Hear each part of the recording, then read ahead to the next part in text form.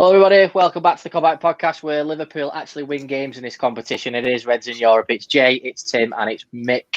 Thanks very much for joining us. We really appreciate it on this Tuesday evening, just over 24 hours before the game kicks off. Looking forward to it. We'll get into the game soon, but as always, we now start our podcast with a random question, and it is the 2-minute bottle question. We'll go into that a little bit later, but the 2-minute bottle question this week is, and it's from Sleepy Dave 01 on Twitter. Thanks, mate. What ref would you have playing for your team and what position would he play? So thank you very much, Dave Rowland, for that question. So it is the 2-minute bottle, Tim. So we've got to finish this off in 2 minutes. So go for it. Who's the ref? Howard Webb. And I'd have him playing referee because Man United played him there and they won fucking everything, didn't they? The bastards. Yes, lad. So yeah, I reckon we could have some success too. But I'll tell you what, mate, that's a really, really good answer. I love that. Mick, are you ready or should I go with mine? Yeah, I think I was going to go Howard Webb or remember Uriah Rennie. He was a bit of a tank win. You reckon he'd be a fucking hell of a centre-half, him? He would. So either of them two. Sound. Do you know what, mate? Uriah Rennie was definitely in my vocab of that. I was definitely thinking. I was also thinking of Jeff Winter. He was an hard ass as well. I love Jeff Winter. I thought he was a brilliant referee. So for him, I'd have Jeff Winter at centre half. You'd have Uriah Rennie in midfield. Howard Webb could play anywhere, like Tim said, and he'd probably he could be the manager because he'd get all the fucking results, wouldn't he? That was a good one. I'd never have David Ellery because David Ellery was just an ed teacher, wasn't he? You'd just be like, what? Nah, come on, just go. Martin Barton has put in John Moss, no nonsense at the back, Peter Kay Habits all in the place. Yeah. Okay, fair play. John Moss will go in there as well. Yeah. I'd have John Moss just supplying, like, I don't know, half-time snacks or something, but then the problem would be fucking eat them all, wouldn't he? Absolutely. I'd probably have Kalina as well. Oh, the dugout just said it as well. Kalina at the back. He would pull it ahead with that big bald head of his and Dermot. I could be Kalina's son. I really could. I'd be Kalina's son. But Kalina just used to look at you like that, didn't he? Just like the fucking bug eyes. That would scare the shit out of anybody nowadays. So yeah, definitely Kalina would be in there as well. Now, none, because I fucking can't stand any of them. The only way I'd have refs in my team now is I'd put them all in goal and tie them to the fucking post and just twat the ball at them. That's all I'd do right now for referees. So especially David Coote, the little knobhead. Yeah, exactly. But anyway, this is going to be a positive show. So Dave, thank you very much for the comment, mate. We really appreciate it. My bad, Clean will fuck Everton over too. It absolutely would. That special night in Spain, fucking brilliant. So Dave, thank you very much for that question. So boys, it's Champions League, it's Reds in Europe, it's, thank Christ, it's a different fucking competition. Tim, before we go into the sort of ins and outs of the game and all that sort of stuff, please don't talk too much about Fulham, but how are you feeling about tomorrow night? It's hard not to bring it up, but after watching that, I can't help but feel a bit nervy about it. It's extra comfort that I'm glad it's 2-0 and not 1-0. If it was 1-0, I'd be really kind of a bit nervy going into it. But the fact we have the room for an error, and it's not like we've conceded a man. That was brilliant. Sorry. I just thought that game was brilliant. I thought it was really good. Sorry, Tim. Carry on, mate. No, it's all right. I'm happy with the 2-goal. Like, more comfortable with the fact we have a 2-goal cushion. I mean, that's the general feeling going into it. Happy it's not just the one. So, more confident than nervous, but at the same time, the weekend's result can't help but allow it to creep into your mind going into tomorrow. So, yeah. Yeah, it's true, Mick. I think this will be the most we've ever spoken about one game, me and you, lad. But when you look at the opportunity that presents itself to this side now, this is such a welcome distraction, and we go through against Leipzig, given everything. It's a massive, massive boost for us, isn't it? It's huge. We need to. I was watching a bit of the live training today, and like the amount of quality that we've got in this squad is unbelievable, and we just need to. Yeah, make it count. We need to just literally put all our eggs in our basket. I mean, we talked on, was it yesterday we were on Yanks of the Cop? We done a preview show. It was yesterday, wasn't it? Me and you, Jay, and we were talking about not actually being that far away from fourth. It's only 7 points, but I think you couple that into the fact with the run of form and like the home form, and there's so many variables against us at the moment that you kind of just we've given up on it. But it'd be a welcome distraction for us anyway against a good Leipzig team. So it's gonna be a good game. I'm looking forward to it. Yeah. Weez has just said something here. It says, despite all the shite this season, we've been very good overall in the Champions League. Best performances have been in it. 5-0 Atalanta, a good example. Tim, that's a really good point, isn't it? When Liverpool have played at their best, it has been in this competition. And I don't know, maybe we're just sort of more suited to it this year because the league is just going absolute horseshit. So, Martin makes a really good point, doesn't he? Is that we can take a lot of positivity from this. Yeah, I'd say so, and I think it is another opportunity to get a little boost from a result. I think even if we lost 1-0 and we went through, I think that it would still be a boost for the team. I think something to look forward to, a quarter final, of a big competition, and obviously depending on who we draw.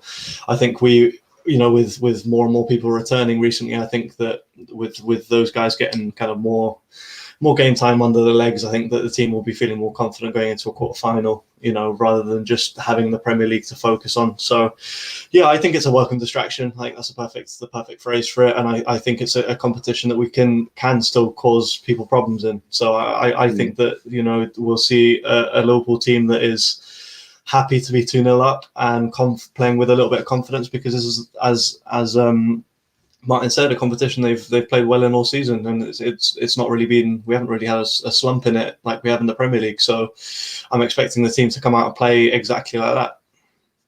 Yeah, Mick, let's not try and sugarcoat it as much as we can, because let's face it, the last leg, the 2 goals, they weren't because we outplayed Leipzig. They were 2 mistakes, so we can't get ahead of ourselves too much, can we? Even though we'd all love to. We can't, because Leipzig are still a threat. Are they top or are they a point behind Bayern Munich at the minute? I'm sure someone will let me know in the comments. But they are on top of their game at the minute. They're going for the Bundesliga. They feel they could do the double this year because they got to the semis, and they haven't really missed Werner, have they?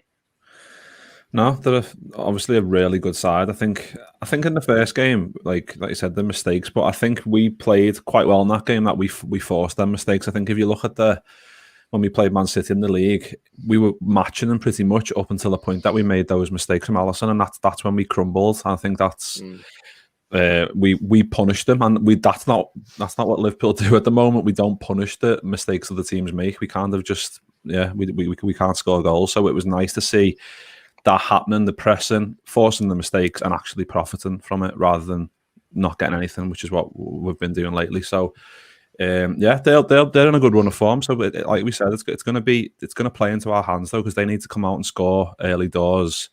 And if we play all the big boys, like obviously if Bobby's out, I think, isn't he? But if it's Hot and Mane and Salah up top, then if they're playing a back 3, if it's 3v3 like for like, then you fancy us to get in behind quite often against them, albeit they have got a good defence. But like we said, Upamecano is a good player, but you just don't know what Upamecano is going to turn up. Like, he wasn't great in that first leg, and I'm hoping if he plays the same as he did in the first leg, then we could get quite a few, to be fair, if he plays like that, which is would be great for us at the moment, because we need a bit of a confidence boost.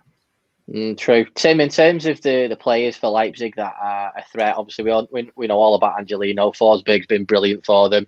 And they've got some really, really talented players, and again they're hitting form big time, and like I said, they're chasing a title at the minute, so they've got nothing to lose. They can come at us gun cold, can't they? And I know we are playing at home not home, but I can't fucking make my mind up what it is these days, you know what I mean? But it's a fucking blessing that we're not at Anfield at the minute if we want to go through in this tie. But let's not underestimate Leipzig. Yeah, 100%. I mean, we've just commented on it there. I mean, these guys are giving Bayern Munich, who have been for the last 3 years one of the best teams in Europe, a run for their money in a league.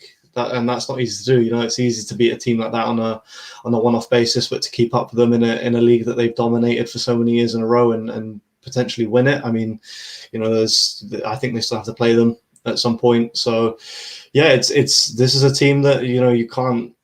You know, that is exactly the mistake Man United made. They beat them 5-0 at Old Trafford in the first time they played them, and then went 3-0 down in the away leg and ended up getting kicked out of the competition. We can't go into this tie and make that mistake.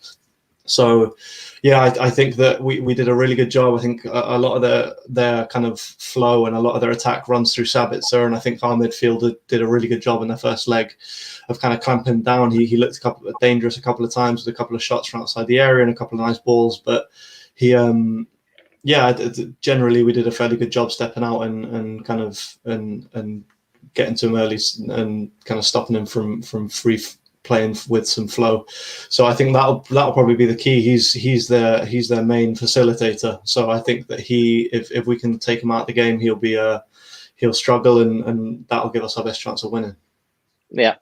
Just want to tell Doug to go and get his coat, because he says both teams will be hungry to go through. I hope we are more hungry team on the night. Absolutely, mate. I've no idea where the game's being played. Maybe that's a clue. I'm not too sure. But Zane's just put in as well, we had Hendo in that game. He will be a huge miss. Absolutely. I think Hendo's been a miss for months.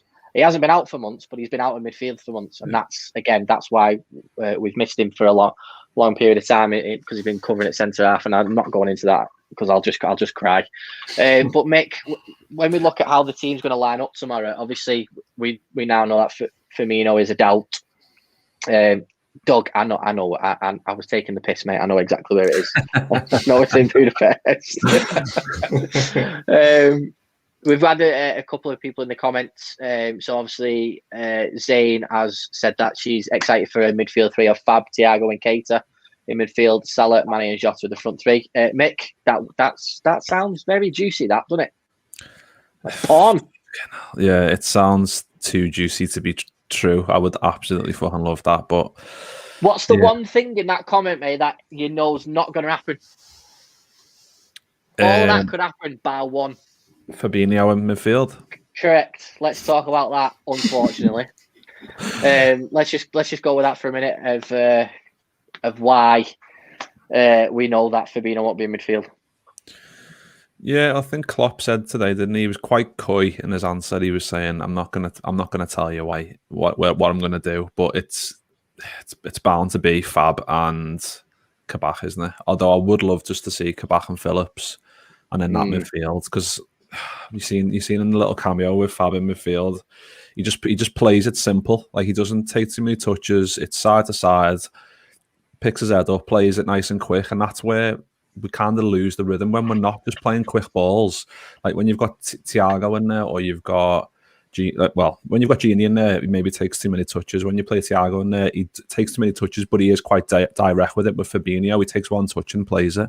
There's no messing around, no dribbling, trying to get it forward as quick as he can. So that's why we missed him in there. And obviously he's an absolute beast in terms of defending as well. So he provides that extra layer of security for the attacking fellas, which was what we need them to go and do tomorrow. We need them to go and score some goals. But if in the back of the mind, if they know Fabinho is in midfield sitting for them, there's a bit of extra layer of security there for the boys going forward. So I'm hoping he just does do that, because in the last game we saw centre half to centre half. So I'm hoping that we'll see it again. It's a good point, mate. Tim, I don't think there's any doubt that Fabinho plays at centre half for this game. I don't know where Ben Davies is. I don't know what he's done to Klopp. I don't know whether he's punched him or spat at him, or God knows what's gone on. Poor Ben Davies, like Banks said, where is he? I think he's a hologram. It's so strange that he's not there. I doubt we'll see him. But for me, for you, mate, is Fabinho playing at the back like Mick said? I would have thought so. I think that he feels like the strongest lineup he has available to him, because of the quality of the midfielder that he has available to him, will be Fab at the back. I think that he probably feels like he has a better replacement for Fab in the midfield than he has for Fab at the back. So he'll probably go with what he feels is strongest, and that's consistently what we've seen from him so far. Yeah, he could shock us. And to be honest, it would shock me if Fab did start in the midfield. I mean, that midfield three of Keita, Thiago, and Fab would be, it sounds incredible, just having that defensive capability sat back behind two of the most creative midfielders we've seen for a while. So yeah, my thing with that is that the likelihood is that he'll play Gini. I think that he understands the fact that although obviously we go out to win every game, I think that he understands the fact that we're going into this game 2-0 up. So I think he's more than anything trying not to concede. I think that no matter what, if we don't concede, we'll win the tie, whereas we can score twice and concede 3 times or 4 times even and lose. So, I think that he'll be eyeing the safe option rather than, going out and trying to win the game or trying to score early. I mean, he could be like, okay, well, if we score in the first 20 minutes, this tie is pretty much finished and I can make my changes, rest some players for the weekend. But in all honesty, with current form, I see him playing it probably a little bit more on the safe side and sticking with Fab at the back rather than sticking him in the midfield. For me, what I observed against Fulham when Fabinho was on the pitch and he was in the middle, which was obviously was fantastic to see, was that not a test to see if Phillips and Kabak can play together for tomorrow night and getting Fabinho back in midfield? That's what I took from it. That was like, maybe I'm looking at through Fabinho midfield rose-tinted glasses. I wonder if that is an option where he thinks, right, well, against Leipzig, I can play Phillips and Kabak at the back and have Fabinho back in midfield. Mick, what do you think about that? Is that, or am I pissing in the wind with that one? I know. I do see what you mean. Like, obviously, because he could have took one of the defenders off and put Fabinho back into defence again, and then you'd be like, right, is that a sign that he's going to put him into defence again for Leipzig? So I see what you mean, because he's put him into midfield to give him another run out there because he hasn't played there for a while. So yeah, I'm hoping that is the case. Like, he's given him a little 15 minutes or whatever it was, get back into the midfield, and then kind of give the boys a bit of confidence in there, because it's severely lacking at the moment. So I'm hoping that I'm just hoping that he does it tomorrow. That's Mick, if you sit the nail on the head there with confidence, and Martin said before, I think you'll see a different mentality in this tournament now. We know it's our only hope of and any positivity in the season, similar to our run to the final in Kiev. Absolutely, Martin said it earlier, the top 4 isn't gone. It's a big difference. Depending on how results go, it can easily change within a couple of weeks. There's plenty of fixtures to go. There's close to 30 points available, and it's easily done. It's easily fucked up. So let's not. But when we think about it now, the Champions League is our main priority. So we are playing shit. We've done this before, playing shit. In 2005, completely different circumstances, I know. In 2005, we had a good defence. We don't have it this time. But I think Martin's right. I think the positivity is key for this at the minute. And Tim, I feel with an international break coming up now, if we can box off Leipzig and we can box off Wolves before the break with 2 positive results, and then we've got an international break. The Brazil qualifiers have been cancelled. South America's been cancelled now. So lads aren't fucking off over there. If we can get the team together, bonding together, and have a nice little international break. Well, it's what Daniel Sturridge said, isn't it? He's expecting a different team to come out of that break, and I think that you're right. I think that 2 wins, obviously leading into that, would be a positive way to rest. I think it would take some of the pressure off these guys' shoulders. I think that they're starting to feel the pressure of the constant media beatings, and these guys aren't immune to going on Twitter. They see what some of these guys say about them, and the general reaction to the way they're playing at the moment. So yeah, I think that a win against Leipzig and through to a quarterfinal, and a win against Wolves and putting Liverpool in a position to really kind of make a run at that top 4 after the international break would allow a lot of the guys to get a good week's rest, and obviously just completely take Liverpool Football Club off their minds for a week and just be able to focus on something else. So yeah, I'm with Daniel Sturridge. I think that it's a good time for once, actually, for Liverpool to have an international break. We've really struggled with them previously. I don't think this one could come soon enough. Yeah, no, I agree, mate. I'm always happy to play in the Champions League, mate. I can't wait to listen to that theme tune tomorrow. Obviously, yeah, there'll be no fans inside the stadium, but looking the respective patches on the sleeves that gives me a buzz as well, knowing how good we are in this competition, and it is different for this football club. We've got a very unique relationship with the European Cup, and now that this squad has won it, they'll be chomping at the bit to win it again. And I think, I don't know. Yeah, let's answer this question now. Ben's back. Hi Ben.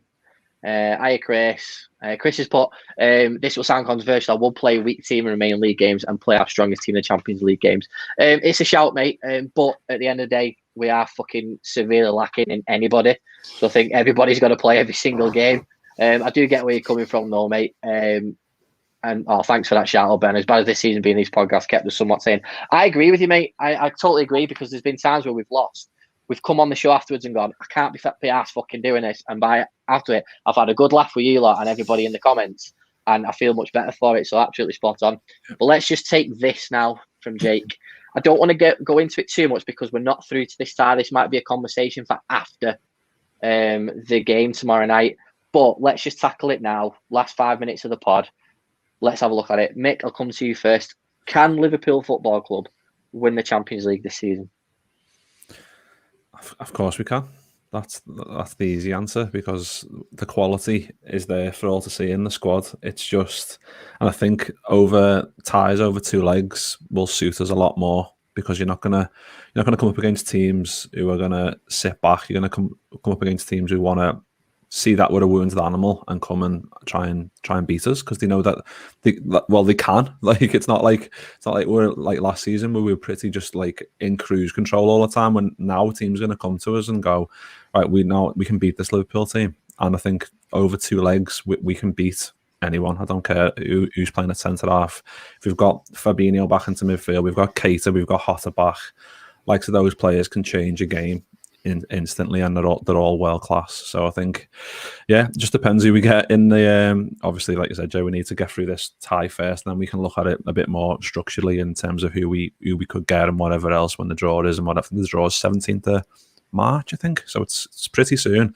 So yeah, of course we can. That's the answer. I'll always be optimistic with Liverpool in the Champions League, because I mean we haven't got fans at Anfield, or no one's obviously got fans in the stadiums, but I think, yeah, we can do it. Over the intensity was there in the last game for me against Leipzig, and if we can just fucking get that into a little ball and use that energy every time we play footy matches, then we're gonna win more than we lose, I think. So I think that's why it goes in our favour, I think.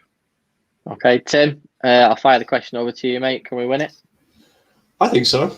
I think that this is the right competition for our currently constructed team with the players out to win. I think that, you know, what these guys need at the moment is to stop feeling like the favourites every game, and feeling like the pressure's on them to perform against teams that they and everyone else thinks are worse than them, and actually play better teams that they're going to go in with the underdog mentality with nothing to lose against. So yeah, I think that this kind of works perfectly into this season. I think it is kind of reminiscent of that 2005 campaign, where it was kind of like we knew we weren't as good as the teams we were playing, and yet we were somehow figuring out ways to beat them, be it a mistake or two from them, or they were underestimating the quality of the Liverpool side, like AC Milan did, and them falling asleep for 45 minutes and allowing us to score for 3 times. I feel like that could be a factor in this little run here, because, you know, I don't think that any team left in this competition is going to play against this Liverpool side and believe that they're not a better team at the moment, especially when Liverpool are playing the way they currently are. So I think that works in our favour, believe it or not, and I think that underdog mentality is going to be beneficial for the side. Yeah. No, and Banksy summed it up there. Stranger things have happened. Now, Martin Barton has come in with a disgustingly Pornhub style question, which will get everybody a bit tickly, saying Van Dijk may be available for the semi-final stage. I don't even want to contemplate that at all. I have set in my mind that Van Dijk is not going to be playing football for us. But again, in the back of my mind, he was re-added to the Champions League squad. So do they know something we don't, or is it a just-in-case thing? I don't know. I know Van Dijk is clambering to get fit for the Euros. We know that. That could be a good thing for us for next season, because that'll be technically his pre-season to get match fit and stuff or whatever, and get games back. There's obviously a downside to it. He gets injured again. But Mick, do you feel if we get to the semi stage, Van Dijk is back? I'm just looking now at the date. So the first leg of the semis is 27th or 28th of April. And then the second leg is the 4th or 5th of May. So that's 2 months away. So It could happen. It could happen. I mean, I don't want to get too excited. Can you imagine it? But it could happen. I mean, we keep doing this where we're like, once we get Thiago back, we'll be fine. Once we get Jota back, we'll be fine. And it just, Banksy, do you know what I mean?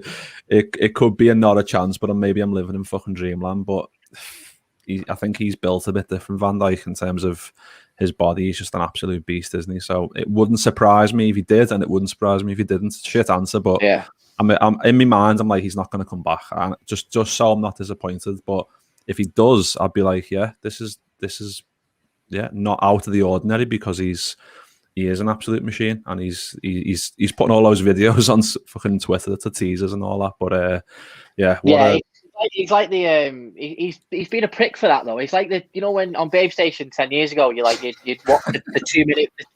5 minute preview, and then then you have to start paying for the channel. That's what it's like. You're teasing me, and I've got to pay for the channel. You can piss off. So it's doing me head in. But Ben's made a very good point as well, without being too negative. And you're not being negative at all, Ben. You're being actually smart. We don't even know if Van Dijk be the same player. It was an ACL after all. Absolutely. You really, really don't know. You just don't know. So let's not even talk about it. It's like having a lottery ticket. You bought your lottery ticket. You haven't checked it, so you might have won. So you're spending that money, and you don't check your numbers because as soon as you check, you've not won. Therefore, you're not a millionaire. So let's just not think about Van Dijk coming back, because he might do. We can just keep that freshness in our hand. Martin said, worst teams than us have won the Champions League, so why not? Absolutely. I'm looking straight at Deportivo. I'm looking at Porto. Do you know what I mean? Well, I think our 2005 team isn't as good as this team on paper. So of course it isn't. It isn't. So that's what Chris said. We won the Champions League, no offence, with Smeets and Troy, for example, team in 2005. Absolutely. You fast forward. So you rewind back to January 2005, and Traore is doing a Torval and Dean in the box, and he's putting the ball in scoring an own goal in the FA Cup. At that moment, there's no way you would say Jimmy Traore is going to clear one off the line in the Champions League final and stop us from going 4-3 down. You're not going to say that. You probably would say give the free kick away in the first 50 seconds, which he did, but he certainly fucking made up for it. And you wouldn't have said Smeets would score our second goal in the final. But again, stranger things have happened in this competition. Yeah. And you'd never think that we'd lose 3-0 away to Barcelona in a semi and come back and win 4-0. So you just don't know in football, and you don't know in Liverpool. Let's just stay positive with the fact that we've got Diogo Jota back. He looked a little bit lively against Fulham. He's making different types of runs what the front three don't. We're going to have a different dynamic. I'm excited to see him tomorrow. I'm praying that we get Zane's midfield of Keita, Thiago and Fabinho. That would be absolutely incredible. Klopp, if you're watching, what am I saying? You don't fucking watch the Cop White podcast. Fucking hell. Just please put dreams do come true, Jay. Dreams come true. They might do. Just please put Phillips and Kawak at the back and put Fabinho in midfield. So yeah, that would be my 2 pence about it. But boys, it's a solid 28 minutes, and we appreciate everybody in the comments this evening, because we know you're all busy. Paul Dennison, thank you very much for joining us, pal. He's always on with us.